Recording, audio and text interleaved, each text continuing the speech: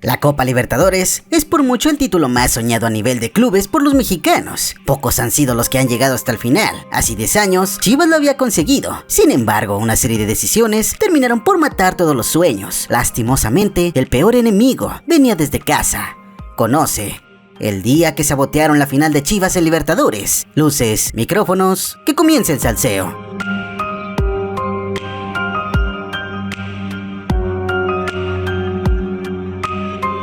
¿Esto qué pasó al final? Porque todo el mundo dice, ay, pobre Chivas, pero también estuvieron pegando y provocando. No, qué fea manera de perder. Sin duda aplica el famoso nadie sabe lo que tiene hasta que lo pierde. La Copa Libertadores es un claro ejemplo. Cuando en su momento equipos mexas tuvieron la desfachatez de llegar a usar suplentes en esta competición, hoy sin duda imploran por regresar. Pero ya lo han desairado en varias ocasiones, de la mano de Tuca. Sí, Ferretti no ha sido el principal promotor de disputar torneos internacionales. Aquí están esos escenarios.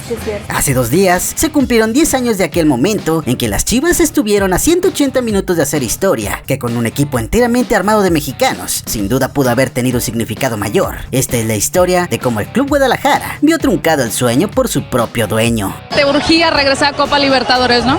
Bueno, queríamos regresar, por supuesto, porque queremos lograr lo que no logramos una vez en la final. Creo que tenemos equipo para lograr la final. Para comprender el acceso del rebaño a esa Libertadores del 2010, hay que viajar un año antes en el tiempo. El 2009 fue un año que marcó el país, no solo en el fútbol, sino como sociedad. La influenza H1N1 era desatada y comenzaba a convertirse en pandemia. Con el país como epicentro de la misma, muchas cosas sucedieron, entre ellas la discriminación hacia los mexicanos por parte de muchos países que, dentro de su misma ignorancia, también aprovecharon el momento para sacar su odio irracional hacia México. La gente nos despació en el camión, traían cubrebocas.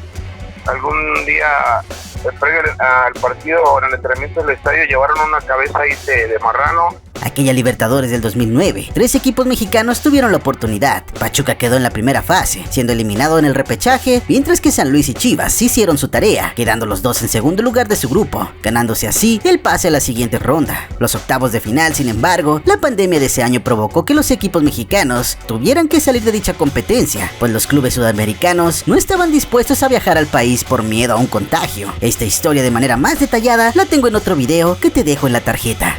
Sao Paulo y Nacional de Montevideo se niegan a viajar a México. Y si hay alguna de las cosas que nosotros hemos hecho que no le gusta a alguien, mala suerte, no es problema mío. Aquella retirada obligada dejó una cicatriz en la Federación Mexicana, pero digamos que la Conmebol se sintió mal por sus acciones y terminaron respetando esos 2 lugares para la siguiente competición. Era el 2010 y Chivas marchaba perfecto en la competición del fútbol mexicano con un Chicharito joven e imparable. Se dejaba más a fusilar, ¿no? ¡Aparece Chicharo! ¡Ahí está! Comenzó 8 partidos ganados de manera consecutiva y el ánimo en el rebaño era más que alto. Sumó un total de 32 puntos, fue el segundo lugar de la tabla general y se clasificó a la liguilla del torneo bicentenario 2010. Momento inmejorable, Jorge Vergara anunciaba con bombo y platillos una de las transferencias más importantes en ese momento. Javier Hernández, el campeón de goleo de ese torneo, firmaba con el Manchester United. La verdad es que sí, estamos muy emocionados, muy orgullosos de Javier. Porque obviamente gracias a su talento estamos aquí en Manchester. Chivas sufrió y mucho, ya que tuvo convocados a Luis Ernesto Mitchell, Johnny Magallón, Adolfo Bautista y Alberto Medina a la concentración previa y a la propia justa de Sudáfrica 2010, por lo que se vio bastante disminuido, aunada a la doble prueba de enfrentar a la liguilla y la Copa Libertadores. Así es, la revancha por fin llegaba. Sus boletos los colocaban directamente en octavos de final. Sinceramente, es algo que nos propusimos desde que entramos, lo soñamos, lo visualizamos. Y con los jugadores hemos estado visualizando el levantar la Copa Libertadores ahora en Brasil. Esta Libertadores del 2010 era única, un momento inmejorable para los clubes mexicanos. Por primera vez, había 5 equipos dentro, 2 de ellos directamente en octavos. Si este no era el torneo perfecto para que un mexicano fuera campeón, no sé cuál otro pudo ser. Pero esta vez esperemos y estamos seguros que vamos a traernos la copa. El primero en echar a perder la oportunidad fueron los tecos, quienes perdieron el repechaje contra el equipo peruano Juan Aurich, mientras que Morelia, con una participación pobre de 5 puntos, quedaba fuera de la siguiente etapa. Monterrey de igual forma, 6 puntos no fueron suficientes y quedó eliminado. La oportunidad de que hubiera al menos 4 equipos en octavos se vio reflejado en la llave, donde fue una Libertadores plagada de 5 equipos brasileños. El lugar de San Luis y Chivas ya estaba ahí. Los potosinos fueron los más dañados por la eliminación del 2009, pues a un año de aquella competición era un club muy diferente y por tal motivo terminaron arrollados por Estudiantes de La Plata en un global de 4-1. ¡Uy, la perdió! ¡Torres, ahí está Benítez! ¡Gol! Por otro lado comenzaba el camino de Guadalajara, quien quedó en la clasificación con el número 13. Se enfrentó en octavos al equipo argentino Vélez Sarsfield. Ganó la ida en el Estadio Jalisco por 3-0 con un doblete histórico Omar Bravo y un tanto de Héctor Reynoso. Le juegan al fuera de lugar. ¡Gol, gol! ¡Gol, gol!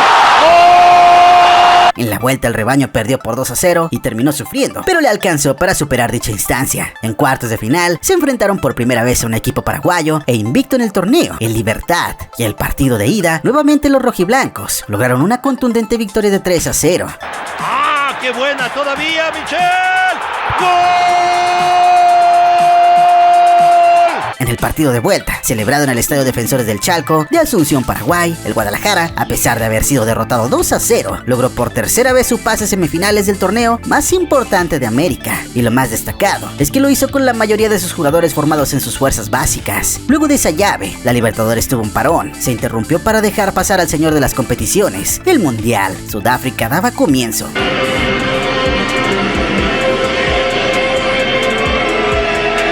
En ese lapso, Chicharito firmaba con Manchester, asegurando así su no estadía en el cuadro rojiblanco para el siguiente torneo, enfrentando el Mundial ya como un diablo. En término de la justa, la Libertadores regresaba, y Chivas en las semifinales hizo algo histórico al llevar su localía al Estadio Azteca para el partido de ida frente a la Universidad de Chile. La casa del América se convirtió en hogar del rebaño sagrado, y el cuadro tapatío apenas pudo rescatar el empate con gol de Omar Arellano. En la vuelta contra todos los pronósticos, el Guadalajara se impuso 2-0, con tantos de Javier Báez y Johnny Magallón. Ojo con Magallón, viene el centro, Magallón, se va a retirar Magallón, gol, gol. Antes de la final, Vergara decide inaugurar el estadio en ese entonces OmniLife de la mejor manera, exponiendo su máxima figura en su venta más exitosa, Chicharito con su Manchester. Muchos se cuestionaron debido a las agendas tan apretadas. Una inauguración. Al final, ese partido sucedió. Buscando al Bofo de pecho de...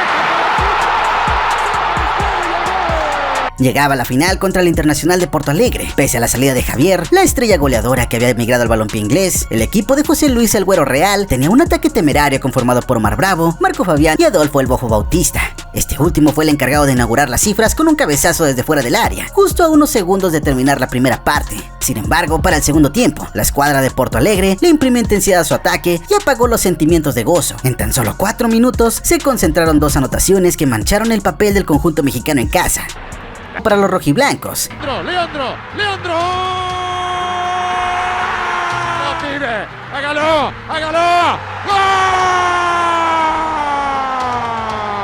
cayeron 3-2, terminando con un global de 5-3 en contra. Juego muy recordado por el coraje y valor de Adolfo Bautista al protestar por la grosería hecha por los brasileños, pues estos cortaron el himno mexicano de forma brusca, mientras que el de su país duró más de lo habitual.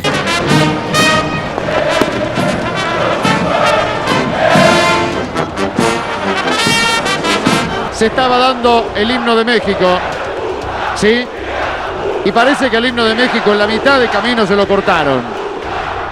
Empezó el himno de Brasil y el Bofo Bautista y otro compañero que no alcancé a distinguir, pero sobre todo el Bofo Bautista, rompió fila y empezó a elongar, a trotar, a correr solo. Hecho que generó momentos ríspidos y el enojo de todos los asistentes sudamericanos.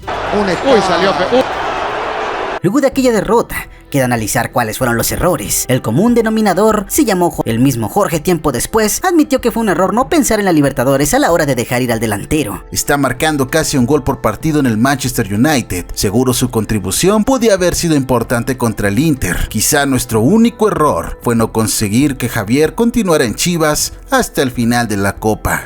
Y es que solo unos meses fueron la diferencia. Sin duda la aportación de un Chicharito en su mejor momento pudieron ser claves para conseguir el campeonato. Hernández, de entonces 21 años de edad, tuvo una primera temporada de ensueño, 20 goles tomando en cuenta todas las competencias. Tan solo en Premier League, Chicharito anotó 13 dianas y en Champions marcó 4 veces. Опять оставил Кову за спиной. Чудо-гол забивает Hernández. Poniendo en la balanza, por un lado poner en riesgo la salida del tapatío y del otro tener un trofeo como una Libertadores en la vitrina, pero por supuesto que unos meses más en México hubieran valido la pena. Otro error claro fue la necedad de inaugurar su estadio. Ante la apretada agenda el equipo se enfrentó al Manchester de su exjugador. Esto le cobró factura, ya que perdieron por lesión a Omar Esparza y a Alberto Medina. Ingresa Ryan Giggs con el número 11, el que se va es el Si bien el estadio es por mucho la más grande herencia que ha dejado el de Guadalajara, también fue la perdición del rebaño en esa Libertadores. Hay que recordar que el estadio se inauguró con pasto sintético, algo que siempre fue una desventaja. El entrenador de ese momento, José Luis El Güero Real, confesó que esa cancha fue su pesadilla.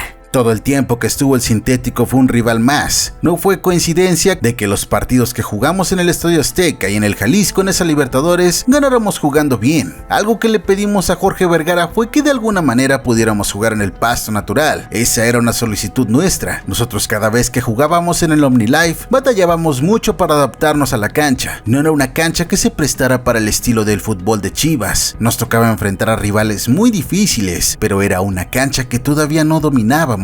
Se había jugado en el Jalisco, contra Vélez se ganó 3-0, luego contra Libertad de igual forma 3-0, en el Azteca se empató a 1, sin duda la localía siempre fue fundamental para el chiverío. La final en el OmniLife se perdió, por primera vez en esta Libertadores, Chivas perdía en casa, la coincidencia se transforma en un hecho, la cancha pesó, porque aparte del pasto, la afición no acudió al OmniLife, la prensa sudamericana estaba impactada de ver una final sin un estadio lleno. La razón fue que Jorge Vergara decidió inflar los precios de entrada, aunado a los accesos del estadio, que como estaba todavía en plena construcción, eran muy complicados. Aquel día en Guadalajara, en una final de Libertadores, el estadio local no se vio lleno. ¿Qué tal? Buenas noches, los estamos saludando desde Guadalajara.